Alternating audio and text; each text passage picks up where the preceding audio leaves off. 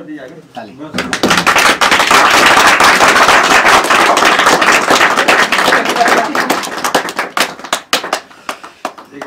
सरस्वती माता की जय, गणेश भगवान की जय, धरती माता की जय, बजरंग बली की जय।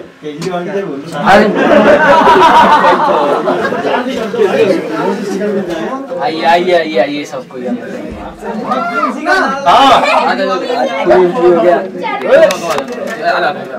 नमस्ते प्रणाम। हम आप सबके सुमित द्विवेदी पवन और आप सब देख रहे बानी बीसीटी न्यूज।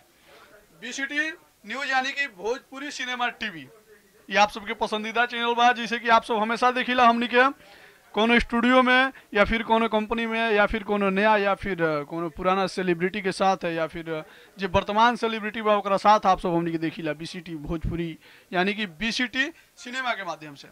तो आई आप सबके स्वागत करतनी हमेशा के तरह। और आज हम पहुंचल बनी एगो स्टूडियो के उद्घाटन में, जो स्टूडियो के नाम बटे अमन रिकॉर्डिंग स्टूडियो, जो उनकी दिल्ली में स्थित बटे।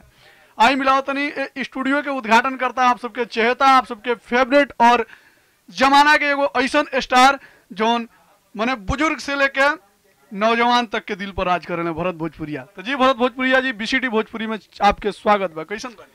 सबसे पहले बीसीटी भोजपुरी चैनल देखे वाला संपूर्ण श्रोतागण के हम भरत भोजपुरिया गोरछू के प्रणाम करतनी और बहुत बढ़िया बानी। अपन बताई बहुत बढ़िया बानी, अपन बताई। तब आज है अमन रिकॉर्डिंग स्टूडियो में आगमन भइल बा। तो और बता दी कि अभी हमनी के लव म्यूजिक ऑफिस में बानी सर दिल्ली और अमन रिकॉर्डिंग स्टूडियो के आज उद्घाटन रहा।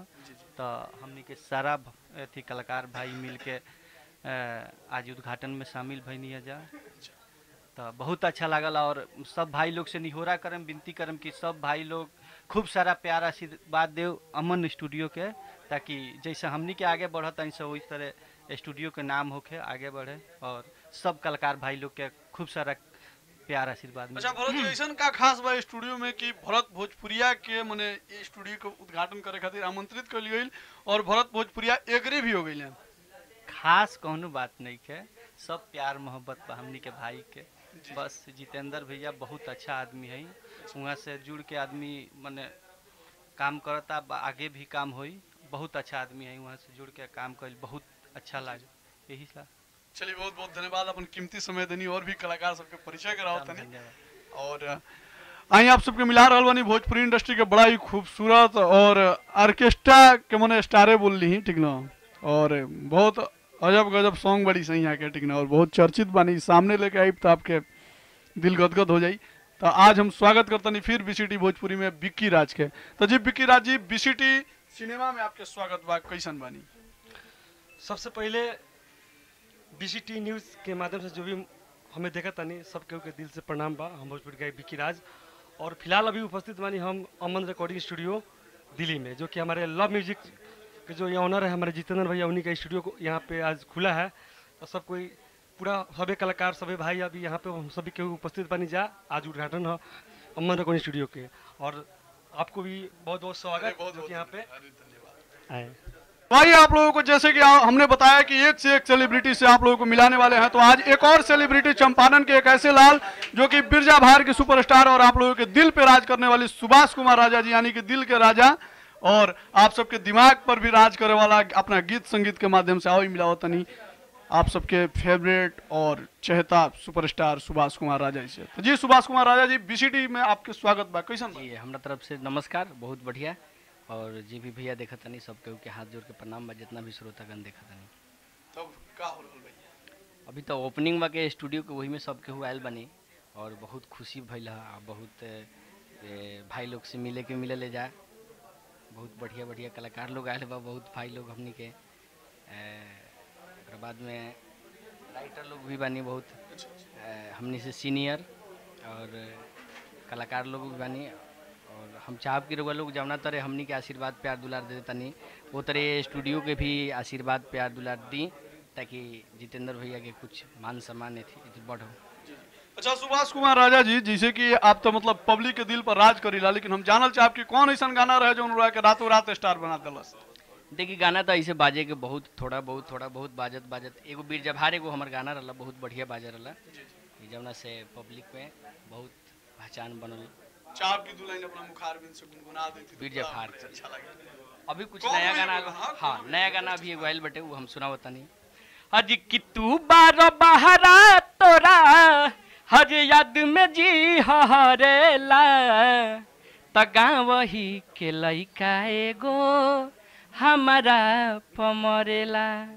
लव म्यूजिक से आइल बटे गाना और आज वही स्टूडियो के उद्घाटन में चलिए हमने बहुत बने। बहुत धन्यवाद अपन कीमती समय देने। जैसे कि आप सबके बताइए है कि एक से एक सेलिब्रिटी से आप लोग के मिलाइब जरा के आप सब ऑन स्क्रीन देखले बनी और कुछ लोग ऑफ स्क्रीन के भी स्टार बटे तो आप सबके उसे मिला रहा बनी। हाँ आज आप सबके भोजपुरी इंडस्ट्री के एगो ऐसा गीतकार से मिला रहा बनी जे अपना जीवन काल में कम से कम सैकड़ों गाना सुपर हिट दिले बटे आ कम से कम माने 500 से ऊपर कलाकार के नसीब लिख लेब अपना कलम के माध्यम से। आप सबके चहेता सुपरस्टार गीतकार आदित्य राज जी से आप लोग के मिलावत रहल बनी। आदित्य राज जी बीसीटी में आपके स्वागत बा। कैसन? नमस्कार, ठीक बानी, नमस्कार प्रणाम। और जे भी देख रहल बानी आप तमाम लोगन के हम आदित्य राज नमस्कार प्रणाम करतनी। साथ ही साथ आपके भी हम जब आभार व्यक्त करब कि कम से कम यहाँ सब हाँ ये टीवी के माध्यम से हमरा माने पब्लिक बहुत ही के ज्यादा दर्शक मतलब एगो ऐसा कहल जा सकता है कि यहाँ के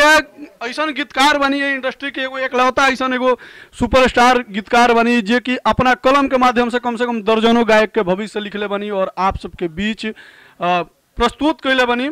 जैसे कि काउंटिंग में अगर गिनावल जाओ तो अवधेश प्रेमी जी, उसके बाद से आपके चहेते सुभाष कुमार राजा जी, धनंजय धड़कन जी, मिठू मार्शल जी और तमाम भी कलाकार, ठीक ना क्या। और एक और खासियत है इनमें, ठीक है, ये मेरे बड़े भाई हैं आदित्य राज जी और बड़ा ही खूबसूरत मतलब कलम के जादूगर यूं कह लीजिए कि हिट मशीन इनको बोला जा सकता है।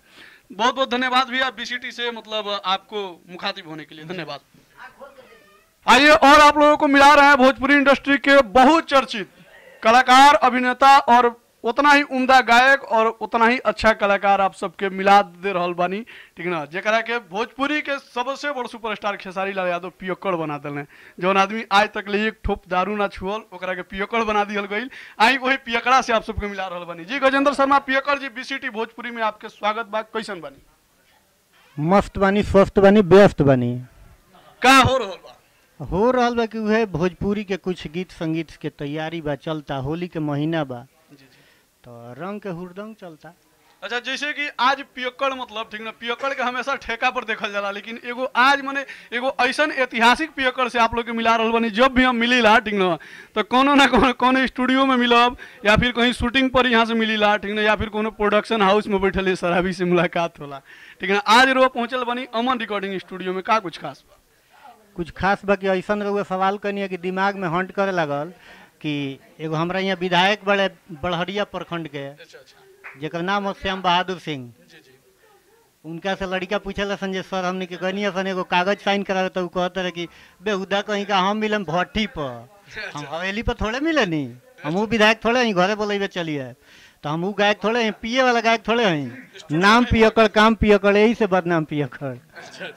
चलिए बहुत बहुत धन्यवाद गजेंद्र शर्मा पियक्कड़ जी, ठीक ना। आई मिला रहल बनी और भी भोजपुरी इंडस्ट्री के एगो ऐसा शख्स से जे कि मने भोजपुरी इंडस्ट्री में एगो जैसे ठाकुर जी के मने पूजा में एगो अहमियत रहेला, ठीक ना, मने भोग लगावला लोग खाए से पहले ठाकुर जी के, तो वैसे ही इंडस्ट्री में ठाकुर जी के भी एगो अहमियत बटे। आई मिला रहल बनी भोजपुरी इंडस्ट्री के ठाकुर जी, यानी कि सब केहू के बाबा, ठीक ना। जी ठाकुर जी, सबसे पहले तो हम लोग के पैर छू के प्रणाम करतनी। बीसीटी में आपके स्वागत बा। कैसन बानी? सबसे पहले बीसीटी चैनल के सभी परिवार के हमरा तरफ से और जितना भी भोजपुरिया दर्शक लोग देखे वाला बा, सुने वाला बा, सबके तहे दिल से नमस्कार करतनी। आज रुआ अमन रिकॉर्डिंग स्टूडियो के उद्घाटन में पहुंचल बनी। का कुछ खास बा? खास यही बात जी, जितेंद्र जी के पहले लव म्यूजिक चलत रहे, अब उनका स्टूडियो के जरूरत बा, क्योंकि कंपनी के तो स्टूडियो जरूर चाहिए। बिल्कुल चाहिए। कलाकार आई तो जाई कहाँ, तो अपन स्टूडियो खोलन जना में हमने सब आदमी आके यहाँ सम्मिलित बनी, सेलिब्रेट करनी बस। चलिए बहुत बहुत धन्यवाद, ठीक ना। ये तो आपके मतलब बड़कपन बटे कि हर कोई के, हर कलाकार के और हर एक मतलब प्रोडक्शन वाला के आप सब अपन प्यार मतलब राउर विशेष प्यार मिल जाला। समझिए कि अगर ठाकुर जी के कोनो प्रोडक्शन वाला के प्यार मिल गई, ठीक ना, या फिर कोनो कंपनी के प्यार मिल गई, तो समझिए ओकरा कोनो केहू के जरूरते नहीं है। आप सबके आशीर्वाद प्यार बनल रहे। आई मिलाओ तनी और भी बेस्ट टेक्नीशियन से आप सबके, ठीक ना। जैसे कि आप लोगों को हमने बताया कि एक से एक मतलब पर्दे के पीछे के स्टार और ऑन स्क्रीन ऑफ स्क्रीन सभी लोग से आप लोगों को मिलवाऊंगा, टेक्नीशियन से भी, क्योंकि कितने लोग जानते हैं सामने के जो ऑन स्क्रीन जो लोग होते हैं उनको लोग पहचानते हैं, लेकिन ऑफ स्क्रीन कितने लोगों का भविष्य लिखते हैं, कितने लोगों का भविष्य अपने माध्यम से अपने हाथों से बनाते हैं, उन लोगों से मैंने मिलवाने का वादा किया था। तो आप लोगों को एक और ऐसे व्यक्ति से मिलवा रहा हूँ जो कि भोजपुरी इंडस्ट्री में एक ऐसा मुकाम है, एक ऐसा हस्ती है जिनको आप लोग भी जानते हैं, हम लोग भी जानते हैं, ठीक है। और उन लोगों का गाना आप लोग सुनते हैं, ठीक है, उनका बनाया हुआ और उनके गीत पे, उनके बनाए हुए संगीत पे अच्छे अच्छे गीतकार मतलब अपना रचना लिखते हैं और अच्छे अच्छे गायक उस पर अपना आवाज़ भरते हैं तो मार्केट में जाता है। तो आइए मिलवाते हैं भोजपुरी इंडस्ट्री के बड़े ही खूबसूरत म्यूजिक डायरेक्टर नीरज वर्मा जी से। तो जी नीरज वर्मा जी, आपका बीसीटी भोजपुरी में स्वागत है, कैसे हैं? नमस्कार सभी लोगों को, हम सब बिल्कुल बढ़िया हैं।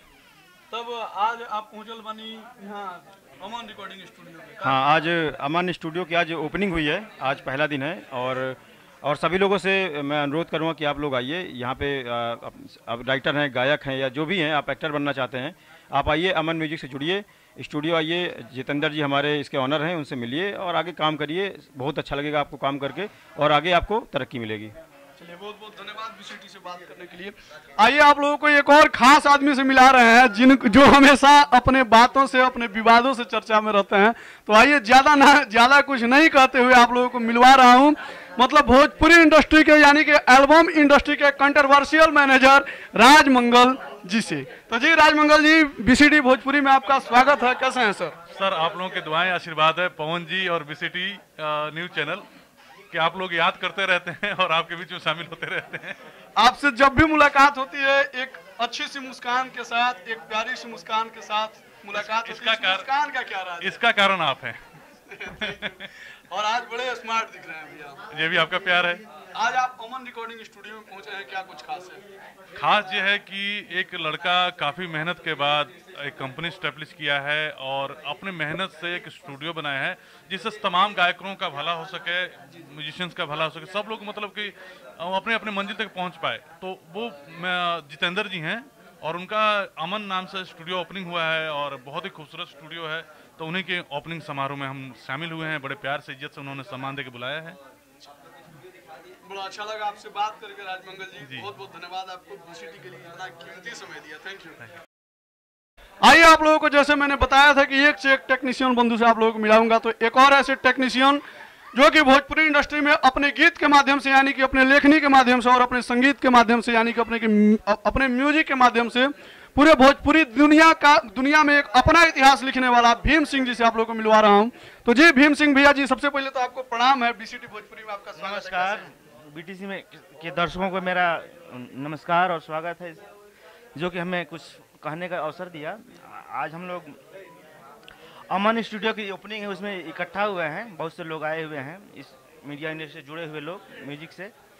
तो जितेंद्र जी की ने अपनी एक वो डाला है, क्या कहते हैं इसको, अमन रिकॉर्डिंग स्टूडियो डाला है। तो आप लोग, हाँ, उद्घाटन समारोह में हम लोग आए हुए हैं और इसका आप लोग तहे दिल से सहयोग करिए और क्या कहते हैं कि बहुत बहुत धन्यवाद भैया, बहुत बहुत धन्यवाद, थैंक यू। अरे महाराज इतना बढ़िया बोल रहे हैं, ठीक है। गार्जियन एक ऐसा चीज होता है, ठीक है, और अभिभावक एक ऐसा चीज होता है जो अपने बच्चों के सामने बोलते हुए भावुक हो जाता है। आइए एक और व्यक्ति से आप लोगों को मिला रहे हैं भोजपुरी इंडस्ट्री में अपने कलम के माध्यम से। हमको लग रहा है कि कम से कम हजारों लोगों का भविष्य लिख चुके हैं हमारे भाई कुमार सरवन जी। तो आप लोगों को मिलवा रहा हूँ कुमार सरवन जी से। जी कुमार सरवन जी, बीसीटी भोजपुरी में आपके स्वागत बा, क्या हाल बा? नमस्कार, बीसीटी चैनल के माध्यम से जहाँ तक लोग हमें देख रहे हैं सबको दोनों हाथ जोड़ के प्रणाम। आज बहुत अच्छा लग रहा है, हम लोग लव म्यूजिक में एकत्रित हुए हैं। आज इनके स्टूडियो की ओपनिंग है, तो आप सबसे विनती है कि लव म्यूजिक में आइए और गाना गाइए। यहाँ पे बहुत अच्छा काम होता है और चैनल भी अच्छा ग्रोथ करता जा रहा है, तो इसलिए कंपनी ने सोचा कि हम अपना ही चैनल का स्टूडियो खोलते हैं। तो आज यहाँ पे स्टूडियो की ओपनिंग है, तो हम सब एकत्रित हुए हैं, बहुत अच्छे अच्छे कलाकार आए हुए हैं और आप सबसे भी यही कहता हूँ कि लव म्यूजिक में आइए और अपना भविष्य बनाइए। बहुत बहुत धन्यवाद कुमार सरवन जी हमारे चैनल के साथ बात करने के लिए। आइए एक और पर्सन से आप लोगों को मिलाते हैं, ठीक है, और स्वागत करते हैं आपको। कैसे हैं जी? बढ़िया है। क्या चल रहा है आजकल? अभी अजी माहौल होली के माहौल है तो होली ही चल रहा है अभी तो। होली चल रहा है। बिल्कुल बिल्कुल। आज यहाँ पे आप अमन रिकॉर्डिंग स्टूडियो जी क्या कुछ खास है? जितेंद्र जी अपना स्टूडियो डाले हैं, बहुत अच्छा लगा और इनका स्टूडियो का स्वागत हो। सभी जितने हैं गायक सभी आएँ और इनको मौका दें और अपना गाएं, अपना भविष्य बनाएं यहाँ से। जी चलिए बहुत बहुत धन्यवाद। तो आइए मिलाते हैं एक और भोजपुरी इंडस्ट्री की उभरती हुई गायिका जो कि बहुत ही खूबसूरत आवाज़ की मालिकिन है, रूबी कसोधन जी। तो जी रूबी कसोधन जी, बीसीटी में आपका स्वागत है। कैसी हैं? आज आप पहुंची हुई हैं अमन रिकॉर्डिंग स्टूडियो में। पहले तो बीसीटी न्यूज देखने को सभी को प्रणाम। आज मैं अमन रिकॉर्डिंग स्टूडियो है कि लव म्यूजिक के माध्यम से, और यहाँ स्टूडियो का ओपनिंग है और जितेंद्र सर हैं यहाँ के ओनर, तो आज यहाँ पे स्टूडियो का ओपनिंग है, यहीं पे आए हैं हम लोग। चलिए बहुत बहुत धन्यवाद, आपने अपना कीमती समय दिया अमन रिकॉर्डिंग स्टूडियो और बीसीटी को। आइए एक और खास मेहमान से आप लोगों को मिला रहे हैं जो कि भोजपुरी इंडस्ट्री में अभी अभी कदम रखी हैं और भोजपुरी इंडस्ट्री में एक अपनी अनोखी पहचान बनाने के लिए आज पहुंची हुई हैं मिलन जी। तो जी मिलन जी, बीसीटी में आपका स्वागत है। कैसी? मैं हाथ जोड़ के प्रणाम करती हूँ और मैं आई हूँ अभी स्टार्टिंग है और अभी देखती हूँ स्टार्टिंग में और कर सकती हूँ, बस आप लोग के सहयोग चाहिए। कहाँ से बिलोंग करती हैं मिलन? मैं अभी देहरादून से बिलोंग करती हूँ। देहरादून से जी। देहरादून से बिलोंग करती हैं, तो आप हिंदी गाने के लिए पहुंचे हैं या भोजपुरी गाने के लिए? भोजपुरी गाने के लिए। देखिए अपना भोजपुरी कितना बड़ा हो रहा है कि देहरादून से पहुंची हुई हैं भोजपुरी गाने के लिए। ये हमारी भोजपुरी का सौभाग्य है। आप लोग दिल से इनका स्वागत कीजिए और इनका गाना आप लोग सुनिए और अपना प्यार आशीर्वाद दीजिए ताकि इनका और भी हौसला बुलंद हो और आप लोगों के बीच पहुंचे। आइए एक ऐसे शख्सियत से आप लोगों को मिला रहा हूं जो कि बिहार के धरती से चल के इस दिल्ली में एक अपना ऐसा मुकाम जिन्होंने बनाया है, जिन्होंने एक ऐसा साम्राज्य खड़ा किया है जिसको आप लोग एंजल म्यूजिक के नाम से जानते हैं। एंजल म्यूजिक के ऑनर प्रिंस सम्राट जी से आप लोगों को मिलवाते हैं और देखिए क्या कुछ खास है, अमन रिकॉर्डिंग स्टूडियो में क्यों पहुंचे हैं। आइए इनसे बात करते हैं।